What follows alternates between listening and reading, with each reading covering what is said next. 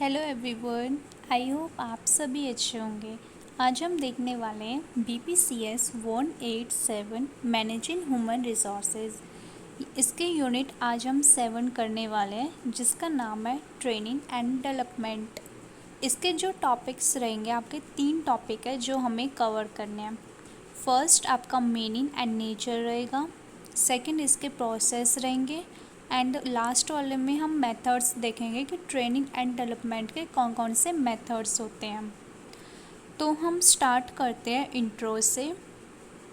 जैसे कि हमें पता है कि ह्यूमन रिसोर्सेज और मतलब एक ऑर्गेनाइजेशन के लिए जो वर्कर्स होते हैं या मतलब एम्प्लॉयज़ या फिर वर्कर्स, मतलब कुछ भी कोई भी हो जो ऑर्गेनाइजेशन में काम करते हैं, उनकी हम ओवरऑल उनके नॉलेज, उनके स्किल, उनकी क्रिएटिविटी एबिलिटी, उनका टैलेंट एंड उनका एप्टीट्यूड, ये सब हमारे ऑर्गेनाइजेशन के लिए बहुत इम्पॉर्टेंट रोल प्ले करते हैं।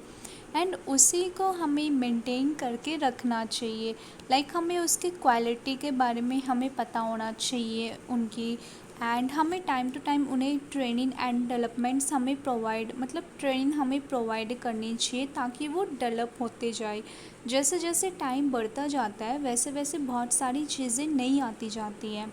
तो इसलिए हमें ना उनकी जो स्किल्स होती है, उनकी नॉलेज होती है, उनके हमें ना मतलब अपडेट करते रहना चाहिए। उनकी जो स्किल है उनके ऊपर हमें और काम करवाना चाहिए, उनकी नॉलेज को हमें अपडेट करते रहना चाहिए। तो मतलब ओवरऑल ये सब चीज़ें हम देखते हैं, ये एक ऑर्गेनाइजेशन के लिए तो होता ही है। साथ ही साथ वो जो एक पर्सन होता है वो खुद भी ये सब चीज़ें फील करता है कि उसको अपनी जो एक्टिविटीज़ है उनके ऊपर ध्यान रखना चाहिए, उनको ट्रेन करना चाहिए। वो खुद इस चीज़ को फील करते हैं। ठीक है, तो हम देखते हैं कि training and sorry training and development से ट्रेनिंग नहीं है, शायद मैंने टॉपिक का नाम गलत लिख दिया, सॉरी फॉर डैट। कि ट्रेनिंग नहीं आएगी यहाँ पे, ट्रेनिंग की जगह ना वो आएगा meaning and nature of training and development. Sorry, please इसको करेक्ट कर लेना। ट्रेनिंग की जगह पहला मीनिंग आएगा, meaning and nature of training and development, ये आपका टॉपिक है। ठीक है, तो हम इसके मीनिंग मतलब इसके बारे में जानते हैं कि ट्रेनिंग क्या होता है। ट्रेनिंग हमारी जो नॉलेज है, हमारी जो स्किल है, उसको इंक्रीज़ करता है। हम जब भी कोई ऐसी चीज़ें हम जो हमारी नॉलेज को बढ़ाता है और हमारे स्किल को भी बढ़ाता है, ये एक शॉर्ट टर्म प्रोसेस होता है। ठीक है, उसके बाद अगर हम डेवलपमेंट की बात करें तो डेवलपमेंट हमारा लॉन्ग टर्म प्रोसेस होता है। उसमें हमारी एजुकेशनल प्रोसेस उसके अंदर आ जाती है। एक मतलब सिस्टमेटिक प्रोसेस होता है, उसकी पर्सनल चीज़ें लर्न होती है, वो थ्योरेटिकल चीज़ों को लर्न करता है। मतलब वो ओवरऑल सिर्फ ये नहीं है कि वो सिर्फ उसके जॉब की जो परफॉर्मेंस होते हैं, जॉब से रिलेटेड जो भी काम होता है सिर्फ उस पर काम करते हैं, नहीं, वो ओवरऑल उसके पर्सनालिटी के ऊपर भी काम होता है। जब हम डेवलपमेंट की बात करते हैं ना, तो हमारे डेवलपमेंट के बारे में बात करते हैं तो उससे ये होता है कि हमारी जो नॉलेज है वो तो बढ़ती ही बढ़ती है, साथ ही साथ जो एक पर्सन की जो पर्सनालिटी होती है ना, वो भी इम्प्रूव होती जाती है। उसके पर्सनल प्रोग्रेस अच्छा होता है, एक्चुअलाइजेशन जो वो निकल के आता है। उसके हाईएस्ट जो पोटेंशियल चीज़ें होती है उसकी कैपेसिटी को इंक्रीज़ करता है। मतलब ओवरऑल उसका लॉन्ग टर्म हमारा ये प्रोसेस रहता है। अगर हम बात करें ट्रेनिंग एंड डेवलपमेंट की, ये हमारी हेल्प करता है कि एक हमारी लीडरशिप स्किल को डेवलप करता है, मोटिवेशन को डेवलप करता है, loyalty, better attitude and other जो एसेप्ट्स होते हैं जो हमें हेल्प करे कि हम सक्सेसफुली हम हर एक काम को कंप्लीट करें, अपने टास्क को कंप्लीट करें अच्छे से। वो हमारी हेल्प होता है, ट्रेनिंग एंड डेवलपमेंट उसमें हमारी हेल्प करता है। ट्रेनिंग एंड डेवलपमेंट हमें लर्न कराता है कि कैसे हमें ऑर्गेनाइजेशन के एडवांटेजेस के लिए हमें क्या क्या चीज़ें करनी चाहिए, कौन कौन से नए आइडियाज़ लेके आने चाहिए, कुछ क्रिएटिविटी लेके आनी चाहिए जिससे हमारी ऑर्गेनाइजेशन को बेनिफिट्स हो। तो ओवरऑल ये हमारी इस चीज़ में हमारी हेल्प करता है। उसके बाद मैं एक लाइन है जो मैं बुक रीड कर रही थी चैप्टर, तो मुझे एक लाइन बहुत अच्छी लगी जो डेनिस डिरॉट ने लिखी थी, फ्रेंच फिलोसफर थे। उन्होंने लिखा थी, education should not be finished when an individual leaves school, it school encompass all the ages of life to provide people in every moment of their life with the possibility to maintain their knowledge or to obtain new knowledge।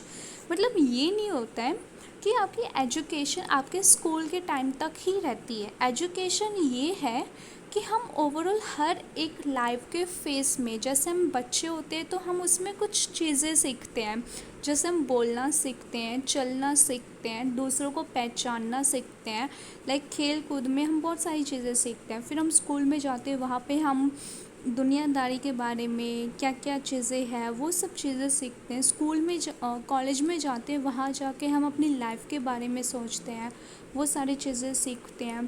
फिर उसके बाद हम job करते हैं, फिर हम अपना career set होता है, फिर हमारी शादी होती है। लाइक हर एक फेज़ पे हमें ना कुछ सीखते जाते हैं। लाइक हर एक न्यू नॉलेज हमारी लाइफ में ना हमारे पास आती रहती है। तो एजुकेशन कभी भी ख़त्म नहीं होती है। तो इन्होंने ऐसे बोला था जो मुझे बहुत अच्छा लगा, तो इसलिए मैंने ये मेंशन कर दिया था।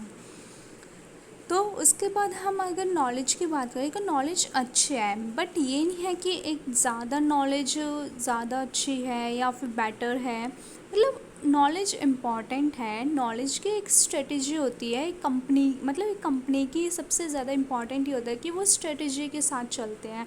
लाइक वो हेल्प करते हैं कि कैसे हम एक कंपनी के लिए स्ट्रेटजीज बनाएं जिससे एक एम्प्लॉयज़ अपनी नॉलेज को इंक्रीज़ करे और वो बेटर तरीके से काम करे।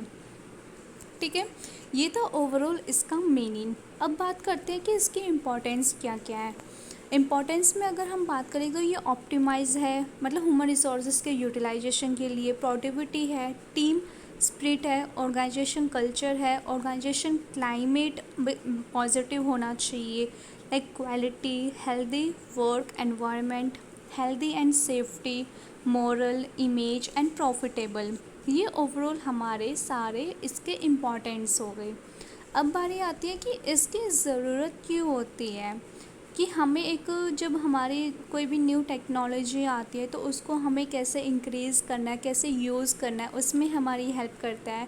हमें जो पुराने एम्प्लॉयज़ होते हैं उनको हम किस तरीके से दोबारा से रिफ़्रेश करें, उसके लिए हम ट्रेनिंग प्रोवाइड करते हैं।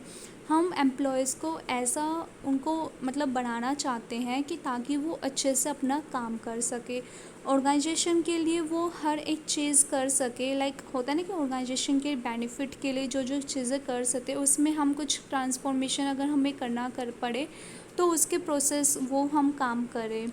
एंड हमारी प्रोडक्टिविटी एंड क्वालिटी को इंक्रीज़ करता है और साथ के साथ हमारी हेल्थ एंड सेफ्टी को भी इंक्रीज़ करता है। मतलब हमारी हेल्थ एंड सेफ्टी के बारे में भी हमें समझाता है, उसको भी इम्प्रूव करता है।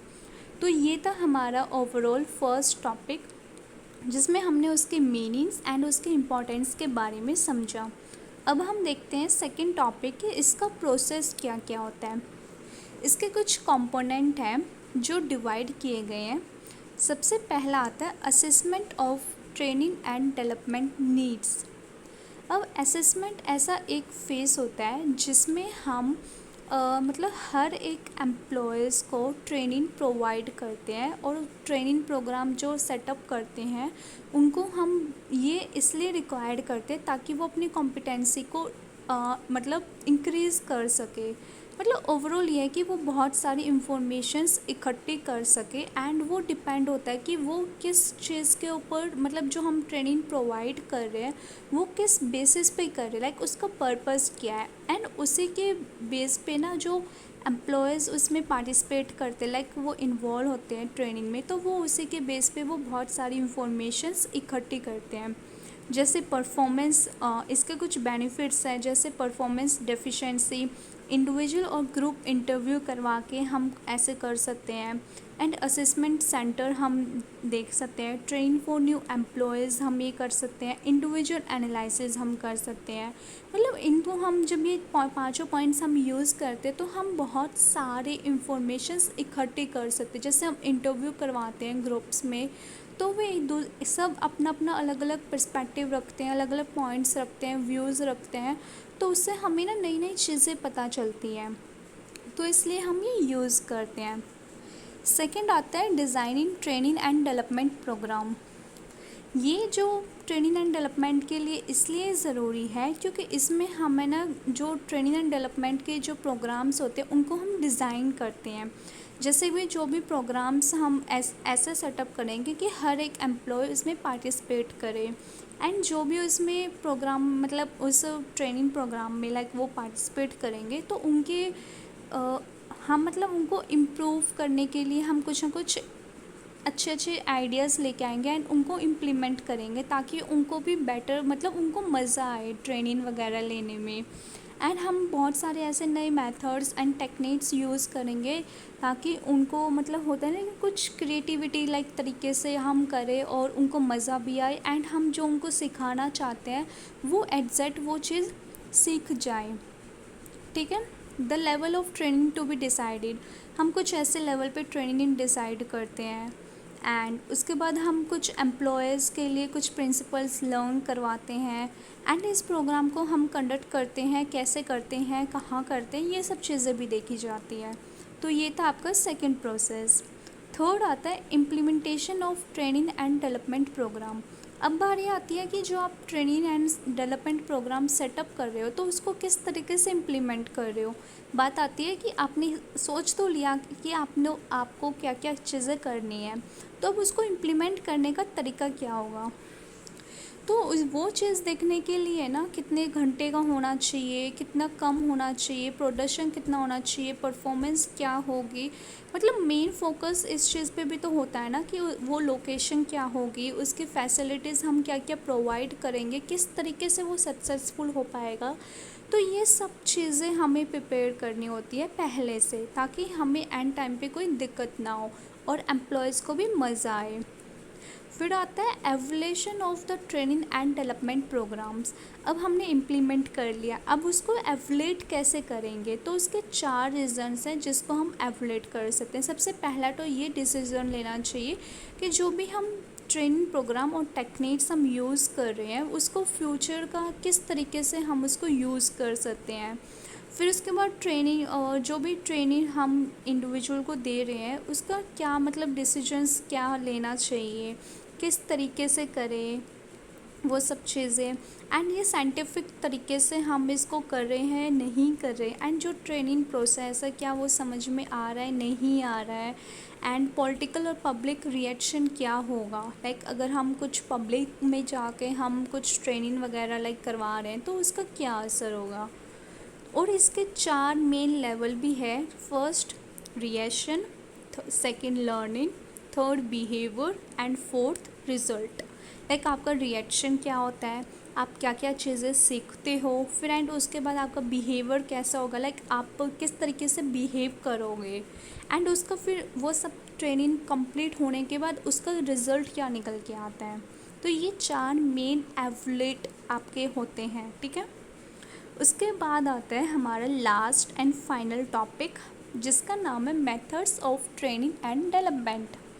इसमें सबसे पहला मेथड आएगा कॉग्निटिव मेथड।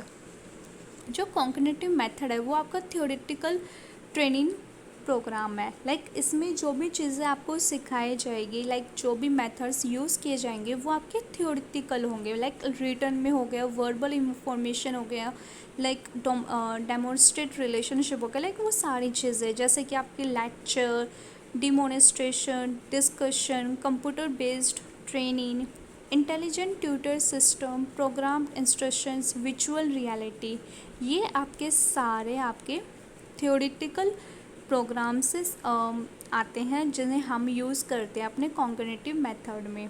ठीक है, मतलब ओवरऑल आपका थ्योरेटिकल होना चाहिए। सेकंड आता है बिहेवियल मेथड। बिहेवियल मेथड में क्या है ना कि आपके सारी प्रैक्टिकल चीज़ें आती हैं। लाइक आप जो प्रैक्टिकल चीज़ें आप लोगों को प्रोवाइड कर रहे हो, प्रैक्टिकली ट्रेनिंग प्रोवाइड कर रहे हो, वो सारी चीज़ें आती हैं जैसे games and stimulation, behaviour modelling, business game, case study in basket techniques and role plays. ये आपके सारे आपके स्किल को डेवलप करने के लिए ही यूज़ किए जाते हैं। फिर थर्ड मेथड आता है। थर्ड मेथड के अंदर दो चीज़ें आती हैं, on the job training end of the job training. मतलब ऑन और ऑफ द जॉब ट्रेनिंग, ये दो चीज़ें आपके अंदर आती हैं। तो सबसे पहले हम देखते हैं कि ऑन द जॉब ट्रेनिंग क्या है। ये जो मेथड है सबसे ज़्यादा पॉपुलर है और सबसे ज़्यादा यूज़ करने वाला है। ये वाला जो मेथड है ना, आपकी बेसिक स्किल को ट्रेन किया जाता है एंड किस तरीके से मैनेज करना है वो चीज़ें सिखाई जाती हैं, जैसे job rotation, coaching, job instructions, technique and team assessment. ये सारी चीज़ें आपकी ऑन द जॉब में रहती है। एंड ऑफ द जॉब में क्या है ना कि ऑफ द जॉब में आपका मतलब सिर्फ ये है कि एक हम एम्प्लॉय के बेटर पोजीशन प्रोवाइड करते हैं, लाइक उनकी जो बेटर पोजीशन है उस पर फोकस किया जाता है और साथ के साथ थ्योरेटिकल इंफॉर्मेशन को किस तरीके से रिसीव करना होता है इस चीज़ पे फोकस किया जाता है। एंड उनके इनोवेटिव आइडियाज़ हम कैसे बाहर निकालें, कैसे डेवलप करें, उस चीज़ पे फोकस किया जाता है। ठीक है, तो इसके जो मतलब इसके अंदर जो मेथड्स यूज़ किए जाते हैं ऑफ द जॉब में, vestibule training, the case method, the incident method, role playing, experimental exercise, conference और डिस्कशन एंड प्रोग्राम्ड इंस्ट्रक्शंस। ये आपके 7 पॉइंट्स मेथड इसमें यूज़ किए जाते हैं ऑफ द जॉब ट्रेनिंग में। ठीक है, उसके बाद हमारा आता है कंप्यूटर बेस्ड ट्रेनिंग, जिसे हम शॉर्ट फॉर्म में जानते हैं CBT के नाम से। ये वाला जो है ना, ये प्रेजेंटेशन करता है टेस्ट को, ग्राफिक को, वीडियो को, ऑडियो को, मतलब ओवरऑल आपके कंप्यूटर के बेस्ड के ऊपर। मतलब ये जो हम लाइक विजुअल करके लाइक लोगों को दिखा सकते हैं, जिससे हम उनके नॉलेज को एंड स्किल को डेवलप कर सकते हैं। लाइक इसके अंदर हम बहुत सारे मल्टीमीडिया लर्निंग एनवायरनमेंट चीज़ें होती हैं, internet and web based instructions होती है, e learning, virtual reality training, ये सब चीज़ें इसके अंदर इंक्लूड होती हैं। एंड इसके जो मेथड्स होते हैं, कस्टमाइजेशन होता है, लर्नर कंट्रोल होता है। अब आता है हमारा लास्ट एंड फाइनल मेथड, जिसका नाम है ट्रेनिंग एंड डेवलपमेंट टेक्निक्स। अब इसके अंदर कौन कौन से मेथड यूज़ होते हैं, इसमें हम कंटेंट वाली टेक्निक को यूज़ करते हैं, प्रोसेस वाली टेक्निक को यूज़ करते हैं एंड मिक्स्ड टेक्निक्स को यूज़ करते हैं। मतलब ये 3 हमारे इस मेथड के अंदर आते हैं। तो ये था हमारा आज का ओवरऑल चैप्टर एंड होप आप सबको अच्छे से समझ में आ गया होगा। एंड अगर आपको कोई भी डाउट होता है तो आप कमेंट सेक्शन में बता सकते हैं एंड आपको नोट्स हमारे टेलीग्राम चैनल पर मिल जाएंगे। ठीक है, ओके, बाय बाय।